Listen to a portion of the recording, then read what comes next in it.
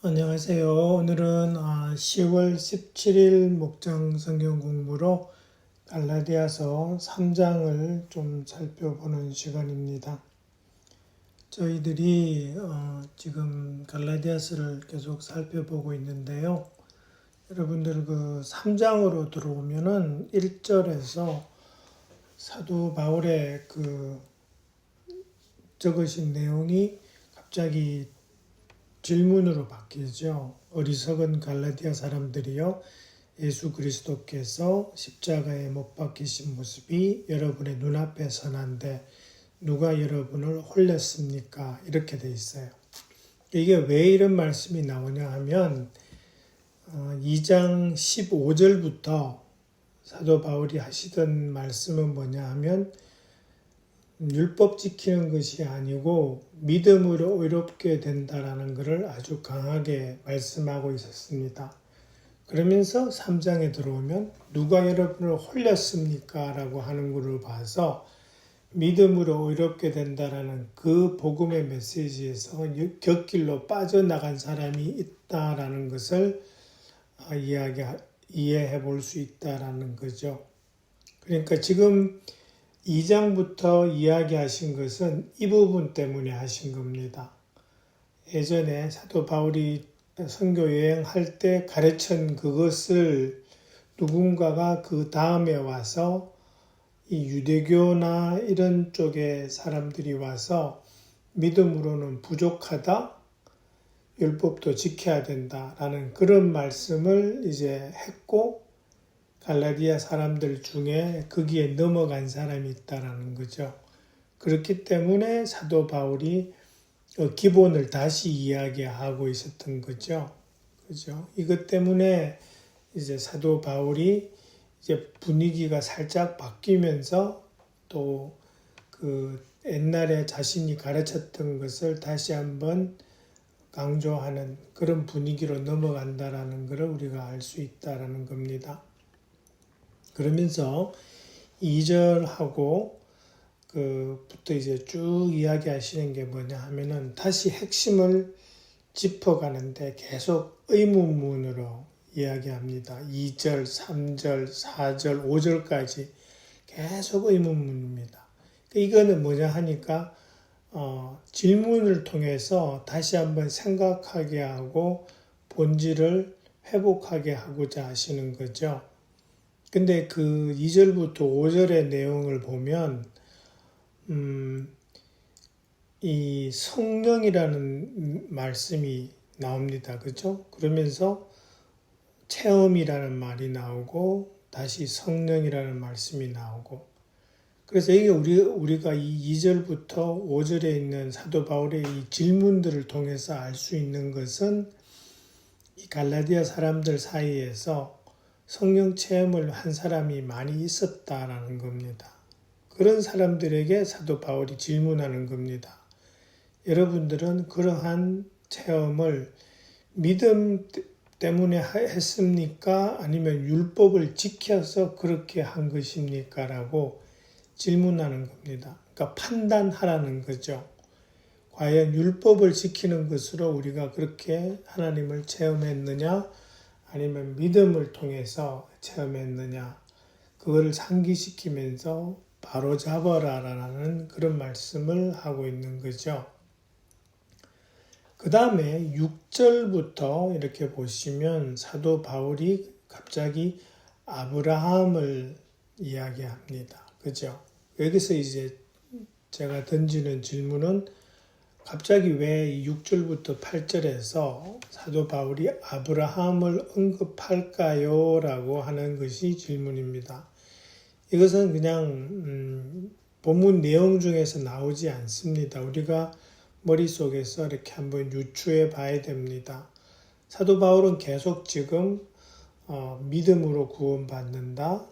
그리고 모든 그러한 체험들이 율법이 아닌 믿음에서 나왔다라는 것을 이야기하고 있었습니다. 그러다가 이제 아브라함을 언급하는 거죠. 그러니까 거기서 이제 이 사도 바울이 강조하고 싶은 것은 그겁니다. 아브라함이 하나님으로부터 의롭다 여기심을 받았습니다. 그게 창세기 15장 6절 말씀입니다. 거기에 보면 아브라함이 주님을 믿으니 주님께서는 아브라함의 그런 믿음을 의로 여기셨다. 아브라함이 하나님으로부터 의롭다고 여김을 받은 것은 창세기입니다. 그리고 율법이 생긴 것은 그로부터 적어도 430년 이상이 지난 다음입니다. 그죠? 그러니까 우리가 여기서 알 수 있는 것은 하나님이 아브라함을 의롭다 여기신 것은 율법이 아닌 믿음이었다. 그리고 아브라함에게 하시는 많은 하나님의 약속들에서 나타나는 것이 뭐냐 하면 세상의 많은 민족이 너로 말미암아 복을 받을 것이다 라는 거죠. 그러니까 제가 예를 드린 것이 창세기 12장 3절 그리고 18장 18절 22장 18절인데 거기에 나오는 공통적인 내용이 뭐냐 하니까 너로 말미암아 세상의 많은 민족이 복을 받을 것이다. 이때 이 복을 받는다라는 것은 율법을 지켜서 받는 게 아니죠. 믿음으로 복 받는 거라는 것을 지금 계속 하나님께서 창세기에서 그렇게 말씀하셨다라는 겁니다. 그것 때문에 지금 사도 바울은 이 아브라함을 언급하는 겁니다. 그러니까 율법 전에 믿음 의롭게 인정받은 아브라함 그리고 그 아브라함을 통해서 복받는 모든 것은 율법이 아닌 믿음에 의한 거다. 그것을 이제 사도 바울이 딱 못 받고 싶어서 아브라함을 지금 언급하고 있는 거죠. 그러면서 10절에 가면은 그런 말씀이 탁 나옵니다.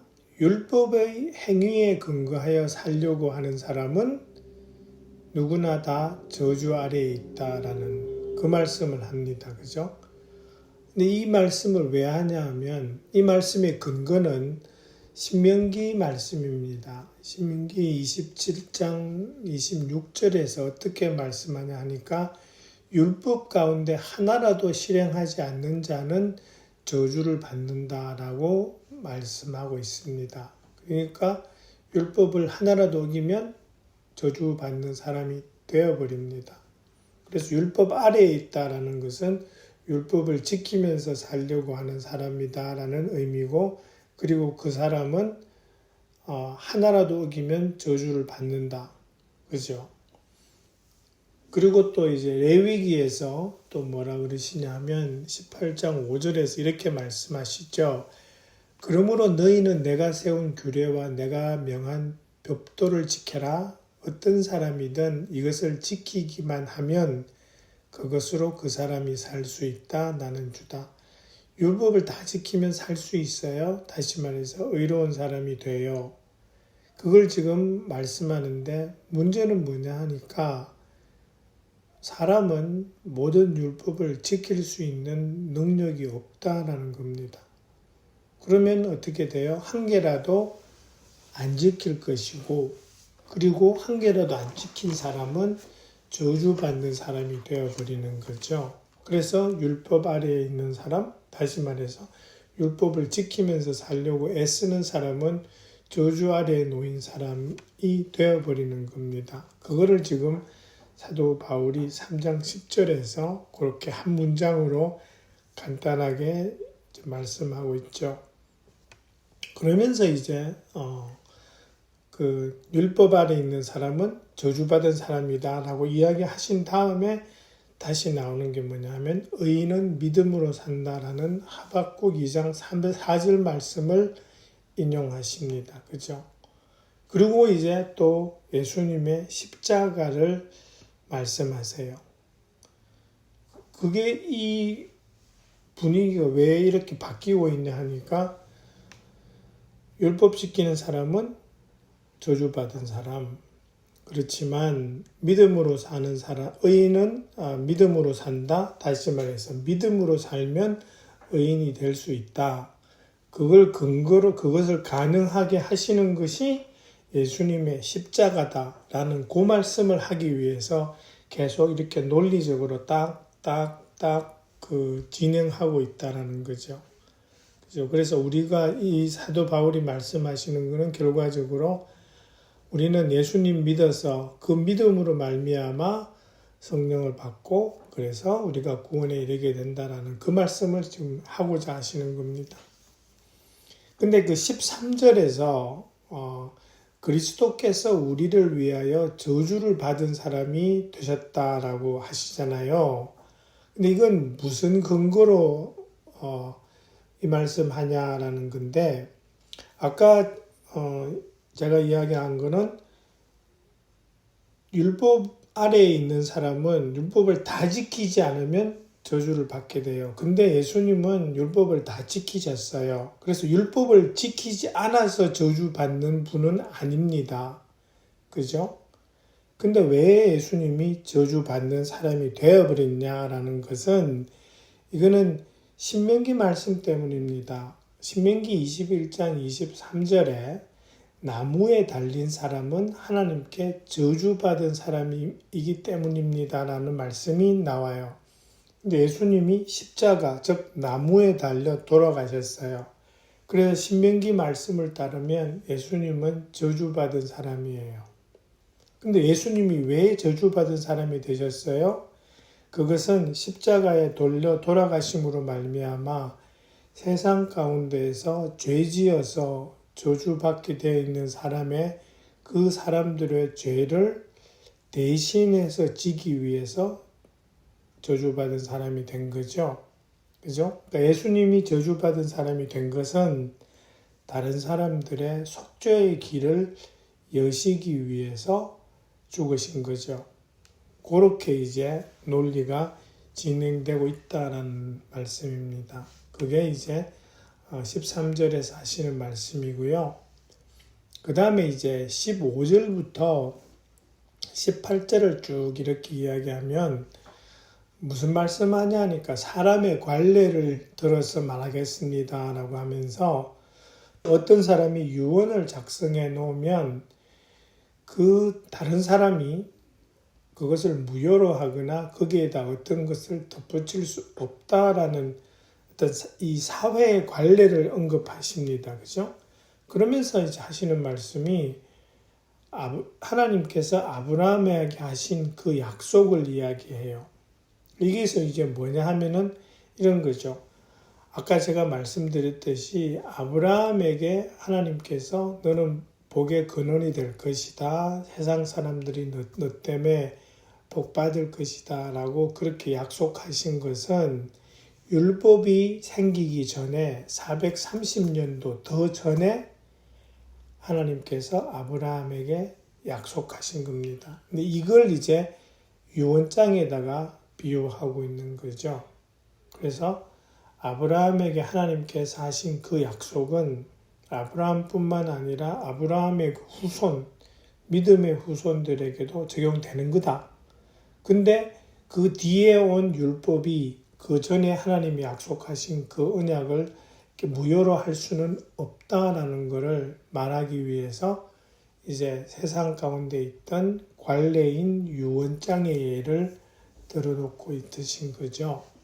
그런 이유로 지금 설명을 하신 거고, 그 다음에 16절에 보시면 후손이라는 단어가 나오는데 그 후손은 누구를 가리키느냐라는 것이 질문입니다. 그죠? 그러니까 이 후손이라는 단어는 하나님께서 아브라함에게 언약을 주실 때에 여러 번 등장한 단어입니다. 근데 이 원래 후손의 의미는 집단 단수입니다. 아브라함의 후손에게, 그러니까 아브라함의 자손들을 모두를 가르치는 집단 단수입니다. 그죠? 근데 사도 바울은 이게 복수가 아니고 단수이기 때문에 한 사람이다 라고 이야기하시는데 사도 바울은 그 한 사람을 예수님한테 적용하고 있는 겁니다. 그러니까 하나님께서 약속하신 그 약속이 예수님으로 인해서 완성된다라는 것을 강조하기 위해서 그 후손이라는 단어를 어떤 집단 단수의 의미 말고 한 개인에게 적용하시는데 그 개인이 예수님이라는 그런 말씀을 하고 계시는 겁니다. 그러면서 이제 잘 보시면 19절부터 25절까지 쭉 나오는 것은 잘 읽어보면 어떤 거냐 하니까 하나님께서 율법을 주신 이유, 목적과 함께 율법의 역할에 대해서 말씀하고 있습니다. 그러니까 이제 아브라함 언약 이후에 약 430년 지나서 출애굽했을 때 율법을 주셨습니다. 그죠? 근데 그 율법을 주신 이유가 무엇입니까? 라고 하는데 19절에 보면 이렇게 되어 있습니다. 율법은 약속을 받으신 그 후손이 오실 때까지 범죄들 때문에 덧붙여 주신 것입니다. 이렇게 되어 있어요.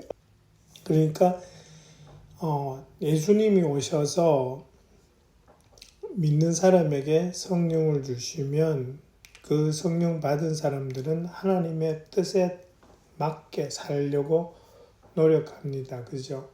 근데 그 예수님이 오시기 전에 아브라함부터 예수님 오시기 전 사이에 있는 사람들은 성령과 함께 지내지 못합니다. 그러다 보니까 이들은 무엇이 옳고 무엇이 그른지를 모르면서 자기도 모르게 죄 지을 가능성이 있습니다. 그죠? 그것을 하나님께서 방지하기 위해서 율법을 주신 거라는 겁니다. 하나님의 백성으로 바르게 살 수 있도록 죄 짓지 않고, 그래서 이런 거는 하라, 이런 건 하지 마라 라고 그런 목적으로 이제 율법을 주셨고요. 그리고 율법의 역할에 대해서 비유하는 단어가 하나 나옵니다. 그죠? 그게 이제 24절에 나오는 단어입니다. 율법은 개인 교사 역할을 하였다라고 그렇게 지금 나오고 있습니다. 그죠? 개인 교사라는 게 뭡니까? 저희들이 예전에 과외 공부한 사람들은 알겠지만 내가 잘 모르는 것을 내 옆에 앉아서 가르쳐 주는 사람이잖아요. 그러니까 이제 율법은 그런 거라는 거죠.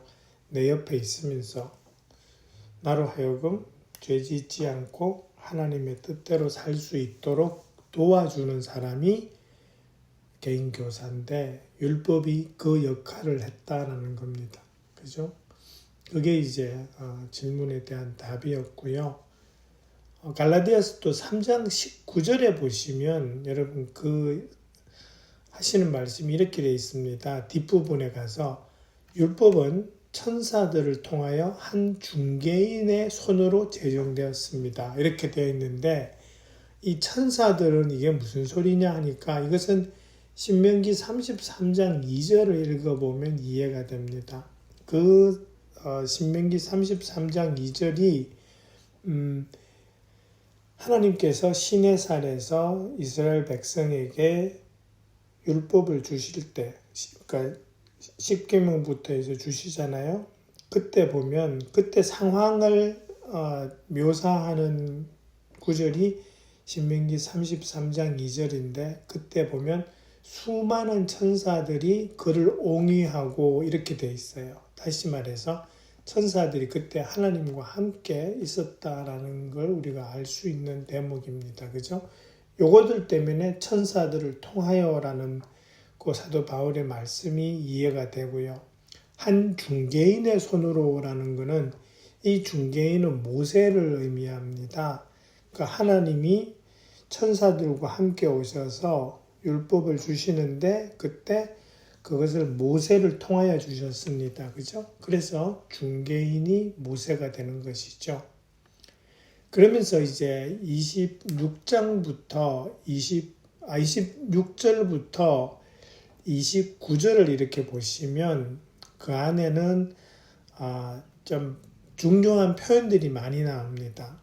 거기 보시면 계속해서 나오는 게 뭐냐 하면 그리스도 예수 안에서 그렇게 되는 말이 나오고 그리스도를 옷으로 입은 이런 말씀도 나오고 그 다음에 하나님의 자녀라는 말이 나오고 또 29절에 가면 상속자라는 말이 나옵니다. 그죠? 그러니까 이걸 쭉 연결해 보면 이런 거죠. 예수님 안에서라는 것은 예수님을 믿는 믿음으로 예수님을 삶의 주인과 구세주로 영접했다라는 그것을 의미하는 거죠. 그런 사람들이 하나님의 자녀여 상속자라는 건데 그런 신분이죠. 자녀이자 상속자라는 그런 신분을 가지는 근거는 예수님 믿는 믿음입니다. 그죠? 그러면서 누구든지 차별이 없다라는 말을 알습니다. 이게 28절이죠. 유대 사람, 그리스 사람, 종, 자유인, 남자, 여자 이런 거 구분 없이 모든 사람이 그리스도 예수 안에서 하나이다라는 그 믿음 안에서 하나 되는 것이 중요하다는 거죠. 차별 없이. 근데 이 말씀이 우리가 좀 조심해야 되는 것은 이 모든 차별이 없고 구별이 없다라는 이 말씀이 모든 게 다 허용된다라는 것은 아닙니다. 그러니까 하나님의 뜻에 어긋나는 생각과 행동을 용납한다라는 의미는 아닙니다. 이 구절을 가지고 28절을 가지고 또 동성연애자나 이런 사람들이 자기들에 대한 차별이 잘못됐다라는 것을 28절을 가지고도 그렇게 주장하기도 합니다.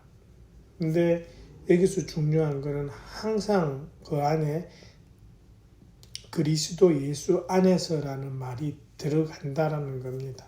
그러니까 하나님의 뜻 안에서 예수 그리스도를 믿는 믿음 안에서 그 바운더리 안에서 구분과 차별이 없다라는 것이지 그것을 벗어나는 것까지 허용된다라는 것은 아니라는 겁니다.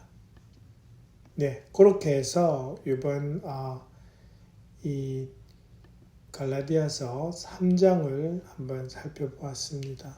여러분께서 잘 보시고 목장 식구들하고 나눠주시고요. 예전에 제가 한번 이렇게 설명을 해드렸었는데 목장 식구들한테 미리 성경 공부하는 그 대목이 어딘지를 알려주셔서 목장 식구들로 하여금 한 번쯤 이렇게 읽고 오도록 그렇게 한번 권해주세요. 왜냐하면 이 교환에 나오는 성경 구절은 전체 3장을 다 커버하기가 어렵습니다. 그래서 제가 중간중간에 몇 구절만 넣었는데 그런 거 말고 여러분들이 카톡방 통해서 예를 들어서 월요일이나 화요일쯤에 이번 주 목장 성경 공부는 갈라디아서 3장입니다 라고 하면서 한번 읽고 오세요 라고 그렇게 권해주시면 목장 성경 공부할 때 훨씬 잘 진행될 수 있을 것으로 생각합니다. 네, 감사합니다. 수고해 주시기 바랍니다.